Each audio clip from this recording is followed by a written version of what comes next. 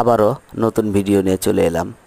আজকে ভিডিওতে থাকবে বাইক ঘন ঘন বন্ধ হয়ে গেলে আমরা ট্যাপিড ক্লিয়ারেন্স, স্পার প্লাগ সকল বিষয় চেক করার পরেও কিন্তু যদি বাইক স্টার্ট হওয়া বন্ধ হওয়ার সমাধান না হয়, তাহলে আমরা কোন বিষয়টি চেক করব, অবশ্যই পুরো ভিডিওটি খেয়াল করবেন।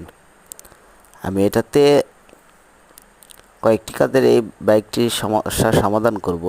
আমি মূলত যে বিষয়টি আলোচনা করি সেটা হচ্ছে বাইকটি স্লোতে না থাকা কিংবা টক স্পিডে যখন বাইকটি রানিংয়ে থাকে তখন ঘন ঘন বন্ধ হয়ে যাওয়া। এই সমস্যাটি সমাধান কিভাবে করবেন?